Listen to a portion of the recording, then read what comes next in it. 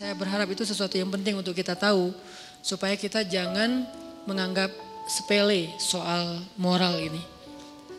Jangan sampai kita terninabobokan hanya dengan udah hadir ke taklim, udah gitu nggak ada tugas lain. Justru tugas utama dalam dakwah kita keluar dari masjid. Kalau di masjid kayak nggak ada challenge-nya, duduk dengerin, nggak nyaman mungkin senegatif-negatifnya akhlak kita di masjid apa? Ketiduran. Itu juga masih nggak dosa, cuman ya kayak malu aja gitu. Datang ke masjid langsung sakinah. Beres, pas udah selesai doa baru bangun misalnya. Itu seminimal-minimalnya akhlak kita di masjid paling ya itu. Kalau ikhtilat nggak ikhtilat, ceweknya di atas, cowoknya di bawah. Kecuali cewek di bawah kita di atas itu bahaya. Pura-pura khusyuk, Masya Allah. Nah ini enggak. Kalau cewek di atas, cewek lebih expert dalam menjaga mata dibandingkan cowok. Ini fitrahnya ya. Cewek lebih baik walaupun ada yang kecolongan ada, tapi maksudnya secara umum cewek itu lebih jago jaga mata daripada cowok. Cowok lebih jago jaga mulut daripada cewek. Saya nggak mau ngomong negatifnya ya, saya ngomong positifnya nih. Positifnya cewek itu lebih jago menjaga mata daripada cowok. Cowok lebih jago menjaga lisan daripada cewek. Makanya cewek kalau lagi sedih itu kan gini ya. Kalau cowok kalau lagi sedih kan gini kan. Jadi masing-masing dikasih ujian lah. Kalau cewek mampu menjaga lisan itu jadi jalan ke surganya. Kalau cowok mampu menjaga mata itu jalan ke surganya. Kalau bahasa hadis mah lebih vulgar lagi. 2 yang membuat orang paling sering masuk neraka. 1 lisannya, 2 kemaluannya. Tapi kalau diperjelas lagi kemaluan itu berawal dari mana? Pandangan mata. Jadi artinya ikhtilat gak ada. Cewek di atas, kita di bawah. Walaupun nanti kalau keluar bisa aja sih. Cuman maksudnya gak kayak di jalan, gak kayak di mall. Di mall gimana? Kalau di sini gimana pun di luar Instagramnya vulgar. Kalau udah masuk masjid kan minimal kayak agak sopan gitu kan ya. Saya gak bilang berhijab karena mungkin belum semua berhijab. Lagian itu proses gitu. Saya hargai udah mau ke masjid walaupun belum sempurna hijabnya. Tapi minimal udah sopan. Gak mungkin kan masuk masjid kayak di sebelah misalnya. Kan beda kan pakaian yang di sebelah sana sama yang di sini. Bangunan sana, building sana sama building ini kan beda nih. Habis dari sini ke sana, innalillah. Kalau habis dari sana ke sini, astagfirullah. Udah dosa, taubat gitu. Kalau ini lagi taubat, dosa lagi kan salah kan. Jadi kayak beda. Nah coba lihat, kalau lihat perilakunya gimana di jalan sama di mall atau di pasar. Kita bisa nggak nih keluar dari masjid baru kita tunjukin saya udah taklim. Tapi minimal udah la tahkiranna minal ma'rufi syai'a kata Nabi. Janganlah kalian meremehkan kebaikan walaupun kecil. Walau antal akhaka biwajhin tolik. Walaupun sekedar tersenyum ke wajah saudara. Jangan dianggap remeh, tersenyum juga. Udah kebaikan yang luar biasa, senyum doang. Tapi jangan salah sasaran. Karena kalau senyumnya salah sasaran, jadi seburuk-buruk senyum kan ya. Senyum ada pahala ada yang dosa. Senyumin istri orang dosa kan ya. Senyumnya tapi sewajarnya, teh gitu. Teteh. Jangan berlebihan lah, biasa aja. Apalagi kalau suaminya tipe yang ya emang suami itu harus pencemburuan ya. Suami kalau nggak cemburuan namanya apa? Dayus. Jangan salah huruf ya. Dayus, D ya. Siapa itu dayus? Kata Nabi, tidak akan masuk surga seorang dayus. Allah marah kepada dayus. Sahabat juga heran, ini istilah baru nih. Ya Rasulullah, dayus itu siapa? Kata Rasul, dayus itu suami yang ketika istrinya melakukan nusyuz, dia nggak cemburu. Nusyuz itu apa? Banyak grade. Grade yang sederhana dalam nusyuz, istrinya misalnya chat lebih dari jam yang ditetapkan. Misalnya kayak agak menurut saya berlebihan lah. Seorang cewek chat sama cowok yang bukan muhrimnya bukan karena darurat jam 11 malam. Harusnya batasnya jam 10 malam. Ini SOP ya buat cewek-cewek. Jangan chat ke cowok yang bukan muhrim kita lebih dari jam 10 malam. Chat itu kan jaringan pribadi kan. Diterjemahin japri lah. Panjang amat. Chat itu kan japri. Jadi kita kayak ngobrol berdua. Nggak darurat, kecuali darurat. Ada urusan penting, urusan kerjaan, urusan sosial, urusan apa lagi. Tapi bukan modus. Nanti jangan lupa ya sebelum tidur baca 100 ayat. Soalnya kata Nabi, pakai bawa Nabi lagi ya. Siapa yang sebelum tidur baca 100 ayat, maka dia dicatat sebagai orang yang tidak lalai, kan gitu kan. Karena siapa yang selalu dalam keadaan zikir berarti Allah ingat dia. Fadkuruni adkurkum. Berarti siapa yang sebelum tidur baca 100 ayat, Allah ingat dia sepanjang dia tidur. Sehingga dia tidur dalam keadaan diridhoi oleh Allah. Ya jangan lupa ya baca 100 ayat. Oh ya surat apa? Bebas, yang kamu udah lancar aja. Atau kalau misalnya kamu ngantuk, aku aja bacain mewakili kamu. Apa gitu kan ya. Nah ini namanya modus. Jangan di follow yang kayak gitu-gitu. Oke, jadi jangan lebih dari jam 10 kecuali darurat. Nah suami yang gak cemburu istrinya chat terus cekikikan, terus emotikonnya guling-guling apa. Nah, ini enggak benar nih. Berarti dia udah mulai kena penyakit dayus, harus cemburu. Enggak ada apa-apa kok, bukan kita curiga sama istri kita atau sama cowok itu. Kita enggak suuzon sama mereka berdua, kita suuzon sama setannya. Mereka dua-duanya orang soleh, yang satunya ustadz lagi tuh. Ustadz, saya lagi sedih nih. Hati-hati, ustadz juga manusia. Saya dipanggil ustadz. Ustadz pernah tergoda? Hampir. Untung enggak, astagfirullahaladzim. Wudu gitu. Tapi nyesel kenapa enggak disambung 5 menit lagi. Ustadz juga manusia. Jangan mengkultuskan ustadz. Ustadz mah insya Allah enggak apa-apa. Jangan. Kita enggak curigain ustadz, kita enggak curigain ceweknya. Kita curigain setan yang ada di antara mereka. Dan setan itu yajri majrad dam, mengalir di dalam aliran darah kita. Dia tahu banget kelemahan kita di apa. Ada yang kelemahannya emotikon, dia tahu. Akhirnya dibisikin, lo bilang ke orang yang ada di dalam, yang lo sembunyi di tubuh dia. Kan setan kayak saling hati-hatian gitu kan. Roger gitu apa. Setan kan saling kontak-kontakan kan, mereka live terus online. Lo di tubuh dia, gue di tubuh dia ya. Ya udah kita bagi tugas. Kelemahan dia apa? Emotikon. Emotikon yang mana? Yang guling-guling, yang berdarah-darah air mata. Akhirnya, aku lagi sedih nih habis dimarahin suami. Oh biasa itu ujian rumah tangga. Mulai curhat. Lama-lama kok Ustadz ini enak diajak curhat ya. Gak seperti suami saya mah orangnya cuek. Kalau Ustadz orangnya pengertian, dia bisa menghibur saya, Masya Allah. Jadi nyaman, gak ada pikiran macam-macam, nyaman doang nih. Nyaman chat, ada masalah lagi, chat lagi sama Ustadz. Dan Ustadznya juga kayak awalnya juga berbaik hati. Kasihan juga mau ngasih motivasi, biar kasih hadis, ngasih ayat. Tapi udah jam 10 Ustadz, ini udah jam 10, udah gak boleh lagi urusan privasi. Kalau mau chat kan bisa besok, pagi-pagi habis subuh, Ustadz mohon maaf, kalau perlu bahasanya kaku, nggak ada titik-titik, nggak ada koma, udah aja kaku, kalau perlu semuanya kapital. Saking kakunya gitu. Jangan ada yang dikasih bunga-bunga, titik-titik panjang, terus misalnya hurufnya didobel-dobelin gitu. Ustadz, bahaya. Ya, ini jarang kan Ustadz buka kartu kan? Bahaya. Karena ada ustadz yang jadi korban ada. Tapi kita gak boleh menjudge. Yang mana ustadz? Itu ya ustadz? Enggak, saya gak mau menjudge ya. Tapi ada kasusnya ada aja. Ini dunia fitnah kan. Kita kan ngelihat ustadz itu suci di atas mimbar. Di belakang mimbar ya gitu deh. Ya manusia maksudnya. Manusia sama kayak kita. Kelemahannya sama. Mudah-mudahan kita berbaik sangka dia lebih soleh. Tapi sesoleh-solehnya dia, bukankah di Bani Israel itu ada orang yang ahli ibadah 100 tahun. Ibadah terus, ujungnya apa? Zina, membunuh, syirik. Gara-gara apa? Gara-gara tadi tuh disebut dengan talbisul iblis. Makanya bahasanya wala tattabi'u khutuwat, bukan khittah, tapi khutuwat. Khutuwat itu jamak dari khittah.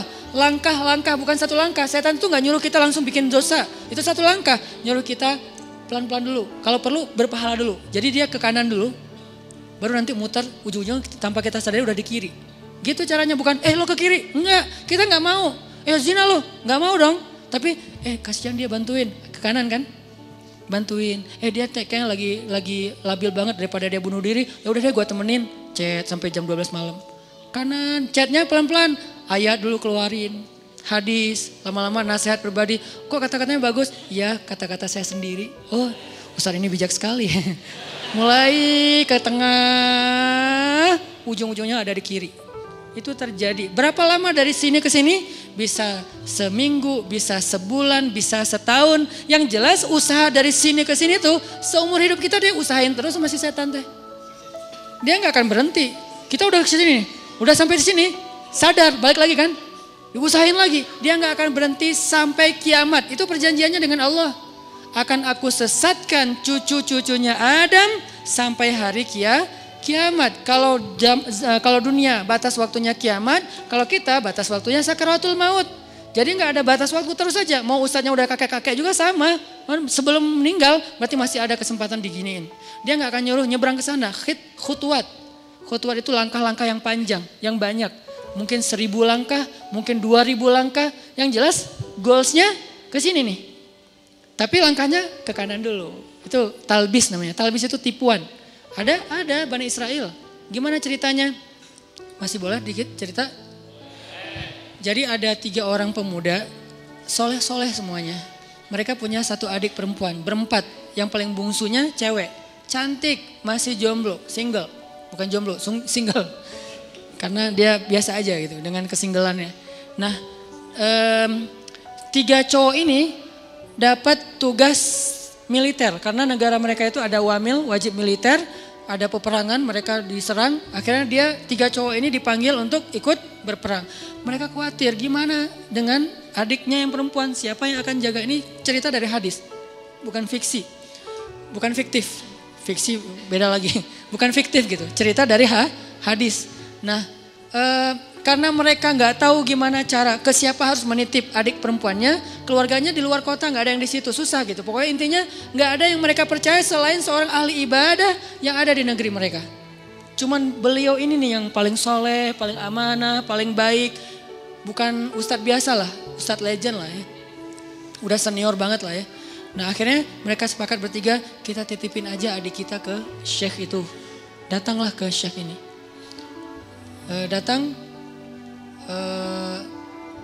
Kalau nggak salah namanya Barsisa, nama syekhnya, Syekh Barsisa. Kami dapat tugas militer, kami ingin menitipkan adik perempuan kami di rumah Anda. Karena tidak ada yang kami tenang menitipkan adik perempuan kami kecuali kepada Anda. Syekhnya nolak. Ya wajar dong, orang soleh takut fitnah kan. Astagfirullahaladzim, saya nggak bisa, saya nggak pernah menampung kebenaran. Syekh ini juga nggak pernah nikah, saking sibuknya dengan ibadah, saking solehnya gitu.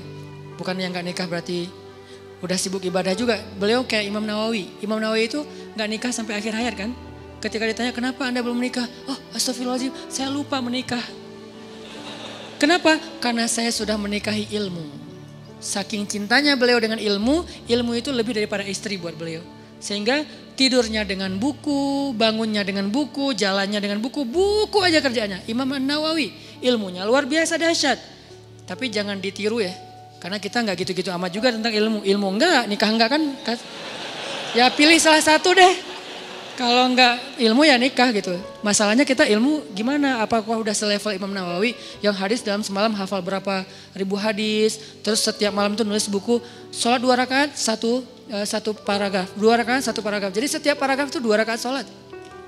Wudhu dari isya ke subuh, 1 wudhu. Selama bertahun-tahun, 1 wudhu sholat subuh dengan isya. Maksudnya gak tidur semalaman karena terjaga wudhunya Imam Nawawi. Nah Syekh Barsisa nolak, gak mau. Please, karena kami gak tahu harus menjagain harus nitip ke siapa daripada adik saya apa-apain orang. Karena udah dipaksain terus, ya udah deh. Kalau mau saya minta satu hal, bikinkan untuk adik kalian 1 ruangan, 1 kamar yang gak campur dengan rumah saya di belakang gitu. Akhirnya dibangunin sama mereka kamar sederhana untuk adiknya yang perempuan. Taruh aja di belakang rumah si syekhnya. Syekhnya biasa beribadah di musola. Jadi rumah, musola, kamar ceweknya. Jarak musola dengan kamar ceweknya terhalang oleh rumah syekh. Jadi agak berjarak gitu. Udah pergi mereka berjihad. Hari-hari pertama syekhnya nggak pernah berkomunikasi 1 patah kata pun dengan si cewek ini. Karena diamanahin nafkah, kebutuhannya, akhirnya dititipkan uang, syekh ini ke pasar beli roti, setiap pagi taruh roti di depan pintunya, balik lagi ke musola zikir, astagfirullah. Si perempuannya tahu jam udah ada roti di depan pintu dia buka, ambil roti, makan di dalam. Gak pernah komunikasi. Sehari, seminggu, Minggu kedua mulai datang setan. Yuwaswis fi sudurin nas, pakai perasaan, bukan pakai logika. Perasaannya yang diusik. Kasihan juga tuh cewek kesepian. Masa nggak disapa sama sekali, ntar dianggap sombong loh. Ya sapa sederhana aja, nggak usah berlebihan, cuman sehat gitu doang. Oh ya udah, titipin roti. Assalamualaikum, sehat teh? Sehat Ustadz, alhamdulillah. Oh ya, pergi aja. Gitu doang. Jadi kayak japri, sehat, udah. Nggak pakai emoticon. Jadi benar-benar kayak tiis aja gitu kan ya, dingin aja, nggak ada apa-apa gitu. Zikir astagfirullahaladzim. Besok datang lagi setan. Masa cuma nyapa doang, siapa tahu dia pengen sesuatu tapi nggak berani ngomong karena kaku. Ya lebih lemes lagi lah, biar siapa tahu si cewek ini butuh apa, nanti dia bisa ngomong karena nggak malu. Oh iya juga sih. Teh sehat ya, kalau butuh apa-apa kasih tahu saya ya. Oh iya Ustadz makasih. Nah ini kan nih. Akhirnya datang setan yang satu lagi. Lo tugasnya sama cewek, gue cowok. Setannya bagi tugas. Tapi bukan karena kelainan, memang gitu tugasnya. Si setan yang ke ceweknya bilang, itu Syekh itu baik banget ya, soleh banget. Kamu kalau ada apa-apa jangan sungkan, ngomong aja ke beliau orang soleh kok, orangnya senang membantu. Kan baik kan, gak ada yang negatif kan. Besok-besok, teh butuh apa? Ya Ustadz boleh nitip sesuatu apa? Pengen makan apa gitu. Ini ada uangnya, nggak apa-apa udah dititipin sama kakak-kakaknya. Oh ya udah, maaf ya Ustadz merepotkan, nggak apa-apa. Nah, mulai ini. Pergi ke pasar, beliin roti, susu. Makasih Ustadz udah bagi 2 aja, masa saya makan sendiri nggak habis. Setan bilang kan, nggak akan habis tuh mubazir, benar nggak sih? Mubazir kebanyakan tuh, udah bagi 2 aja. Ustadz bagi 2 aja, udah nggak apa-apa makan aja. Kata si yang satu lagi setannya, jangan mau diterima, malu atuh sama cewek. Udah, akhirnya apa? Udah makan aja, ntar kalau nggak habis baru saya habisin. Mulai kan, makan, Ustadz nggak habis. Ya udah sini dihabisin, mulai kan agak-agak gimana gitu kan, bekas. Makan, lama-lama datang lagi setan tuh, coba tanya, siapa tahu dia pengen belajar sekaligus daripada dia diam-diam aja, nyantri aja sekalian. Nyantrinya apa? Belajar agama. Tanya butuh apa tentang masalah agama yang saya bisa bantu. Sedikit-sedikit adalah ilmu. Oh ya udah benar juga ya, dapat pahala lebih. Teh nanti kalau butuh apa-apa, udah nggak sungkan sekaku yang pertama kan. Butuh apa-apa kasih tahu aja ke saya, insya Allah kalau ada pertanyaan saya bisa jawab. Kalau nggak ada nanti saya tanya ke yang lebih ahli. Oh ya Ustadz, kebenaran saya lagi nanya nih masalah ini gimana. Nah mulai, tapi masih di balik pintu. Kenapa? Jangan ketemu orangnya, fitnah dong kata setan. Jangan, nanti fitnah ikhtilat kata setan teh. Setan yang ngajarin ilmunya nih, ikhtilat jangan. Oh ya benar juga. Jadi teriak-teriak dari belakang pintu, depan pintu gitu. Oh kalau gini gimana Ustadz? Nah lama-lama datang lagi setan. Mungkin sebetulnya si Teta itu ada pertanyaan yang privasi. Gak enak nanyanya sambil teriak-teriak. Kayak nanya masalah cara membersihkan haid atau apa kan gak enak teriak. Ustadz cara ngebersihin haid gimana kan gak enak kan ya. Ya udah kamu lebih dekat lagi duduk depan pintu jangan berdiri. Duduk aja depan pintu baru ngobrol. Oh ya udah teh kalau Teta butuh tanya apa-apa saya insya Allah siap jawab. Ini gak perlu teriak-teriak. Oh ya Ustadz di balik pintu. Sama-sama duduk di pintu tapi masih kehalang, pintu tertutup. Datang lagi besoknya setan. Apa kata orang ngelihat kalian udah ngomong kayak gitu. Satu dalam satu di luar tapi duduk di pintu. Kan jadi fitnah. Ntar dikira semua orang ada apa-apa. Lebih baik masuk ke dalam biar gak ada yang ngelihat. Tapi pintunya dibuka. Awas jangan ditutup. Ntar digoda setan. Lah ngomong setan. Nah ini nih setan nih. Talbis. Makanya ada buku tebal ya, judulnya Talbisul Iblis. Tipu daya, tipu muslihat iblis. Gitu dibawanya ke kanan dulu, baru ujung-ujungnya ke kiri tanpa disadari. Tapi buka pintu ya. Oh iya juga ya, nggak boleh tutup pintu, ntar jadi ikhtilat lagi. Ntar setan lagi. Padahal dari tadi juga setan. Udah teh boleh di dalam aja nggak enak dilihat orang. Oh ya Ustadz nggak apa-apa. Yang bagian ceweknya bilang nggak apa-apa dia orangnya amanah, nggak usah khawatir. Gitu kan? Udah aja duduk dekat pintu tapi udah di dalam ruangan. Ngobrol, udah ketemu orangnya, beda udah pasti. Pertama cewek ini gak pernah kenal dekat sama cowok, kedua Syekh ini gak kenal dekat sama cewek. Ini adalah kali pertama mereka berinteraksi lawan jenis dan dekat sekarang. Gak ada siapa-siapa, mulai bercanda, jangan kaku-kaku amat datu ngantuk taklim teh, kasih candaan dikit. Ya udah mulai canda, jadi akrab, jadi hai, malu dilihat orang, masa bercanda tapi kelihatan orang, udah tutup aja pintunya kan udah saling kenal, udah saling percaya. Tutup pintunya, ngobrol, nauzubillah, terus dekat Sampai akhirnya curhat si cewek ini. Namanya manusia pasti semuanya punya masalah kan. Akhirnya dia berani curhat. Ustadz, saya udah anggap Ustadz sebagai keluarga saya percaya. Boleh saya curhat masalah pribadi? Curhat. Curhat, buka. Waktu itu masih syariat hijab, cadar, buka cadarnya. Langsung udah lihat wajahnya, udah kemana-mana, udah setan teh. Setan yang datang udah bukan lagi bab ini. Setan kan gonta-ganti, sesuai dengan kapasitasnya. Sekarang bab yang lain lagi, datang setan yang ahli di bidang yang lain. Udah terus saja sampai mereka akhirnya udah akrab, udah tahu semua cerita-ceritanya.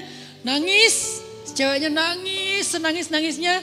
Datang setan romantis.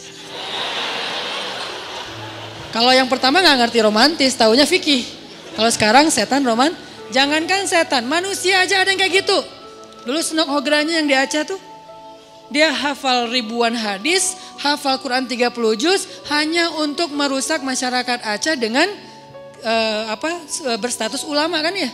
Itu manusia loh, apalagi setan yang udah lebih legend lah gitu. Akhirnya setan romantis datang. Kalau cewek lagi nangis kayak gitu jangan didiemin, kasih bahu.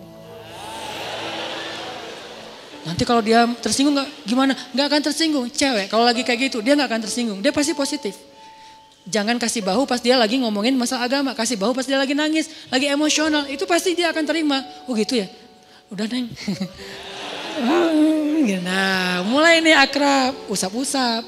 Jadi nauzubillah akhirnya mereka berzina. Udah di sini kan? Udah berzina. Berzina sekali karena udah terlanjur dosa lah. Kagok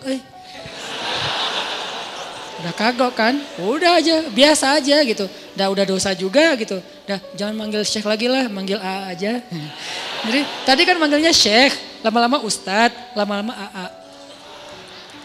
Manggil lah, udah akrab teh, udah zina, ada segala macam, nauzubillah. Ngomongnya juga gak enak. Udah gitu, maaf perempuannya hamil. Perempuannya hamil, Syekh ini takut ketahuan sama kakak-kakaknya. Karena adik perempuan mereka ternyata dihamili sama Syekh ini. Kalut, panik, datang setan kriminal. Bilang, lo udah bikin adiknya, lo gak akan dibiarin hidup. Setannya udah beda ngomongnya. Ngomongnya udah beda.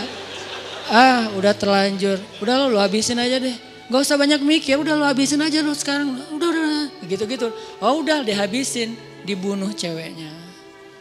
Karena takut ketahuan. Ditakut-takutin sama setan. Pokoknya lo habis, lo malu, semua orang kampung akan mencela kamu dan segala macam. Pokoknya dibikin goyah banget nih Syekh ini. Akhirnya dibunuh, dikubur di belakang rumah. Tapi udah dibisikin sama setan alasannya, modusnya apa? Bilang aja sakit, meninggal, dikuburin. Nggak lama, belum juga, baru sehari, kadarullah datang nih kakak-kakaknya. Syekh, assalamualaikum, waalaikumsalam. Syekh, alhamdulillah kami semuanya selamat. Adik kami di mana? Syekh ini pura-pura sandiwara. Ada apa Syekh? Innalillah, yang sabar ya gitu.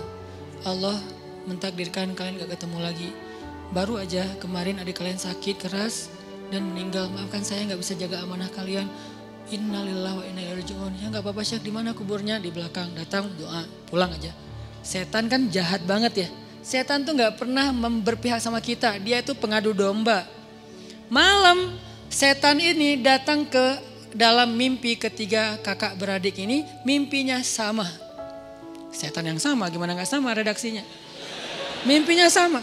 Datang, adik kalian itu gak meninggal sakit. Dibunuh setelah dinodai sama Syekh itu. Buktinya kalau kalian mau tahu, coba kalian gali kuburnya, lihat bekas pembunuhan itu. Kalau datang ke satu, ya anggap aja mimpi. Datang ke yang kedua, sama. Ketiga sama, bangun dari mimpi. Saya mimpi buruk tentang adik, saya juga sama. Apa mimpinya? Diceritain, kok sama ya mimpi kita? Mencurigakan sekali kan? Kok mimpi kita sama? Wah bahaya nih, kita bukan suudzon sama Syekh, tapi kita harus buktiin. Ayo, besoknya mereka diam-diam datang, digali kubur adiknya yang belum kering, yang masih basah tanahnya. Benar ada bekas pembunuhan dan dia dalam keadaan hamil. Syekh ini langsung dibawa ke pengadilan, dikeroyok sama massa, dibawa ke pengadilan, diputuskan hukuman mati. Di tiang hukuman mati, sebelum dia mati, datang setan yang terakhir. Setan yang paling banyak ilmunya, ulamanya setan. Ini nih setan paling pro nih. Datang terakhir. Syekh, kata dia. Syekh tahu selama ini kenapa Syekh sampai di sini? Yang membuat Syekh sampai di sini tuh saya dan geng. Saya and the gang. Kita yang menggoda Syekh dari awal mau menerima cewek itu, kemudian ngasih roti, kemudian mau menyapa, kemudian mau fatwa, kemudian duduk di dalam rumah, kemudian menutup pintu sampai berzina, membunuh dan seterusnya, berbohong, itu semuanya kami. Dan sekarang kamu udah gak bisa ngelak. Hukuman sudah ditetapkan, masyarakat sudah benci sama kamu. Satu-satunya cara kamu selamat sekarang adalah cuman kami yang bisa nolong kamu. Karena kami yang mencelakai kamu. Gimana cara saya bisa selamat? Tunduklah ke saya. Sujud. Kalau kamu sujud ke saya, maka kamu akan kami selamatkan. Ini kesempatan kamu yang terakhir. Itu pedang untuk membancung dia itu udah siap. Orang kayak gitu kan labil banget. Akhirnya dia sujud, dia mengakui setan itu sebagai Tuhan, dipancung, matilah Syekh ahli ibadah 100 tahun ini dalam keadaan pembunuh, pezina, pembohong, dan syirik. Kenapa bisa kayak gitu? La tattabi'u khutuwatis syaitan. Janganlah kalian mengikuti langkah-langkah setan. Dia gak akan langsung nyuruh satu langkah ke kiri. Dia nyuruh ke kanan 1 kilo. Jauh banget ke kanannya. Sampai gara-gara setan kita jadi ahli ibadah banget. Gara-gara setan nih saya jadi bisa tahajud. Kok bisa? Soalnya dulu saya gak pernah tahajud. Gara-gara ada modus sekarang jadi tahajud. Ya gitu ya. Jadi sekarang awalnya sih modus. Lama-lama istiqomah. Masya Allah setan teh. Jadi dari modus jadi istiqomah. Terus besok-besoknya tuh kan gak apa-apa. Udahlah gak usah terlalu idealis. Besok-besoknya ketemu nauzubillah. Sampai berada di sisi yang kiri dan itu udah terjebak. La tattabi'u khutuwatis syaitan. Jangan ikuti langkah-langkah setan. Bukan jangan ikuti langkah setan. Jangan ikuti langkah-langkah setan. Jadi yang kayak tadi misalnya dayus. Ini gara-gara ngomongin dayus nih. Suami harus cemburu. Karena cemburunya suami itulah penjaga istri. Kalau suami udah gak cemburu, istrinya berlebihan komunikasi dengan lawan jenis, sikap ke lawan jenis, berarti istrinya udah gak ada yang jagain. Bukankah tugas suami itu ku anfusakum wa ahlikum naro, tapi cemburunya juga cemburu yang baik, jangan mencela. Cemburunya menasehati, kan dia Al-Quran juga dikasih tahu kan ya, menasehati mereka, pindah tempat tidur, apalagi nasihati, pindah tempat tidur, pukul dengan pukulan yang tidak melukai dan tidak menyakiti. Kemudian kalau mau menceraikan pun dengan cara yang baik. Tapi nauzubillah jangan sampai ke tahap itu gitu. Yang jelas cemburu harus punya, cuman jangan berlebihan. Nah yang akhwatnya, yang cewek-ceweknya kalau dicemburuin suami, bahagialah. Kenapa? Berarti suami kita sayang sama kita. Berarti suami kita itu masih perhatian sama kita. Selama ekspresi cemburunya belum berlebihan, cuman cemburu. Jangan gitu dong gitu. Gak ada apa-apa kok. Emang gak ada apa-apa tapi kan gak pantas. Nah ini nih yang kayak gini-gini nih. Kayak komunikasi japri di grup pas ketemu orangnya atau apapun. Ini harus terjaga. Ini nih tadi yang bab dayus ya. Ini juga sesuatu yang behavior. Ini kita rubah pelan-pelan. Mudah-mudahan nanti kita akan melihat Bandung dan Indonesia. Anak mudanya yang menjadi wajah negeri ini. Sudah memiliki behavior seorang Muslim yang mungkin yang pastinya terilhami, terinspirasi dari sosok orang yang paling ideal di antara manusia yaitu Rasulullah Sallallahu Alaihi Wasallam.